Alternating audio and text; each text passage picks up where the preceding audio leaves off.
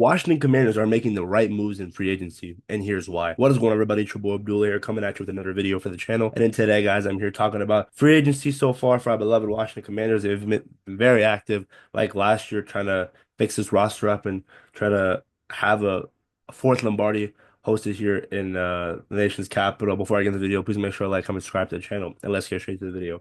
A lot of moves, man. Unfortunately, I haven't been keeping up with that much, but we can do like updates every now and then. So when it comes to re-signing, they bring back Bobby Wagner on a one-year deal, Zane Gonzalez on a one-year deal. Zane Gonzalez came in, had the game winner to make history, first time winning a playoff game since '05. And Bobby Wagner, that leadership and linebacker role, still very, very active and still making an impact out there on the field with his age. And a lot of people are at one point considered him washed, not washed at all. Bring back Zach Ertz on a deal. That's good. You got him. You also re-signed John Bates to a 3-year deal. I'm not gonna lie, the money, again, I guess they love him in the run game. And you already have Zach Ertz as a pass catching tight end. And Ben Sinnott, I'm really hoping that year two jump is there for him because really didn't show a lot of flashes last year outside of there was a preseason game against the Jets where he did good. It was a preseason game, but also the fake punt in the NFC Championship caught it from Tressway. It was a dot by Tressway. Tressway also got re-signed on a one-year deal. So now let's talk about Javon Kinlaw, 3 years. I think it was around 45 mil. I'm gonna be honest, guys. I wasn't the biggest fan of it originally. And to be quite frank, I can see it. The San Francisco Commanders, as people are starting to call us, used to be the Washington Panthers, but now Adam Peters bringing in Debo, and now Javon Kinlaw, familiar faces, is good in the run game. Pass rushing wise, isn't that strong, and isn't really that much of a drop off between him and Jonathan Allen. I get you're paying Javon Kinlaw less, but to me, I don't know, man. It really is something to. I had a lot of fans scratching their head. I mean. Uh, Trey Henderson, essentially because Dante Fowler is a Dallas Cowboy. The news came out today, and there's just you got Payne, you got Newton. I think they're gonna draft the guy. Hopefully, I mean they also have their signs of ages, but Javon Kinlaw wasn't the biggest fan of it. But Will Harris from the Saints, man's a monster. Laid out CeeDee Lamb one time. That was a nice deal. He's getting paid a little less than Jeremy Chin. Jeremy Chin is a Raider. I would love Jeremy Chin here. It was a beast physically with his hard hitting, but I think when it came to tracking down the run game and when it comes to holes and coverage wise wasn't the best. So it is what it is. Hopefully he'll do a good job in Los Angeles, or Las Vegas rather. But the team also brought back Jeremy McNichols, also brought Marcus Mariota. I'm happy they brought back Marcus Mariota. I really think I mean, when that game last year, last game winner to Terry against Dallas in Dallas, that was great to see. If you can somehow put him in some offensive plays where, you trick him around with him and Daniels, I think they would be pretty cool. So hopefully Cliff Kingsbury can definitely utilize his strengths because he's still got some speed. He's got burners, man, and he's not washed at all. Eddie Goldman, he at one point was, I think it was in 2016, 2017, retired, came back. So another D lineman. Whether he'll start, we'll see. I don't know. I mean, again, Jonathan Allen's not here.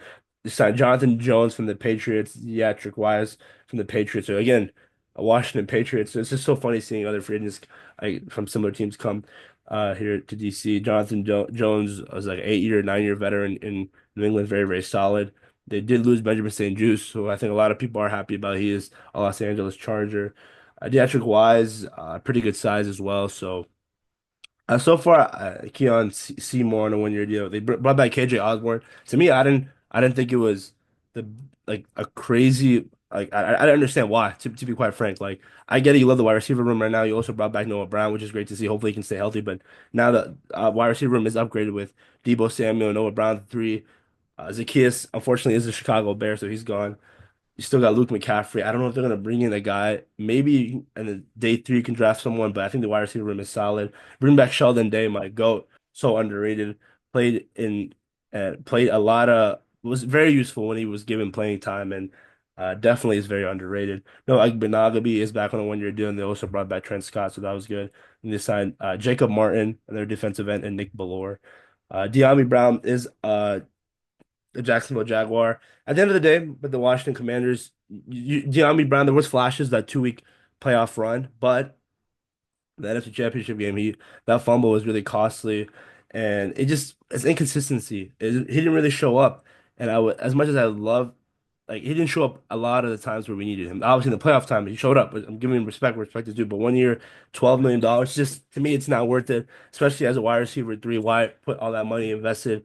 And when you already have two good receivers in Debo Samuel and Terry McLaurin, might as well invest in the D line or offensive line, which they did, which we'll talk about later. Tunsil, a huge move. Cornelius Lucas is a Cleveland Brown. That sucked because again, depth of tackle. Derek Forrest is a Buffalo Bill. Again, his rookie year, he was great. And I don't know if it was just injury thing, mental thing, but just really fell off and just couldn't find a solid position here in DC, or at least for at least like starter wise. I mean, there was I remember that first game against the Jaguars in 2022.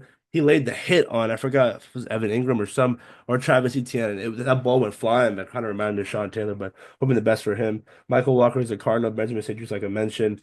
I don't think anyone's gonna miss him. Alam Ezeki is a Chicago Bear, and then the key acquisitions, Debo Samuel and Laramie Tunsil. I'm telling you guys, Laramie Tunsil, a lot of people are calling him washed. I don't think so. I generally think Houston, they were behind. CJ Stroud was behind one of the worst offensive lines of football, and maybe you can uh, maybe blame him for that, but some part of that, 1/5, because of five offensive linemen. But at the end of the day, we have to come to the realization when you look at the PFF stats, when you look at numbers don't lie, and five-time Pro Bowler, his ability to just be a threat in the passing game or pass protection wise, giving our young quarterback a strong blocking presence on his blind side. It's just we need that. We need that, especially from Jaden Daniels, who has a thin frame. Obviously, will hopefully put on some muscle. But yeah, man, I'm gonna be honest, guys. Like these are the right moves. Bring in the receiver, you bring in tackle to solidify this offense. But defensively, I don't what do we I just don't know if I get Trey Henderson is out there, but I don't think we're gonna trade for him. So I think in this draft coming up, try to if you can. I know Mike Green, the edge for Marshall isn't going to be there. But one thing for sure, I think, is that if they're, I'm gonna say 95% sure that they're going to trade out of that first round pick and get more draft capital because we desperately need more draft capital. I think you definitely, I mean, you got Marshawn Lattimore, you got Noah Igbenogany, yeah, you got Jonathan Jones. Maybe you draft another guy. I mean, again, Marshawn Lattimore. I'm hoping with a healthy offseason he figures it out. The edge rushers, we definitely. I think we need an elite or at least a good edge rusher for our defense to be somewhat because honestly we need our defense to be not top 10, maybe I'll say like between 10 to 15. That's okay. It's fine. Obviously it'd be great if it to be elite defense, but 10 to 15 is ideal when you have an offense that's top five.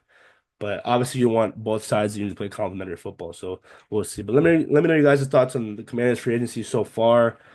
I think Adam Peters and his team are making the right moves. Trust them; they know what they're doing. But yeah, guys, I'm out. They have the Commanders. Peace. Trey Hendrickson would be ideal, but I don't know if it's gonna happen.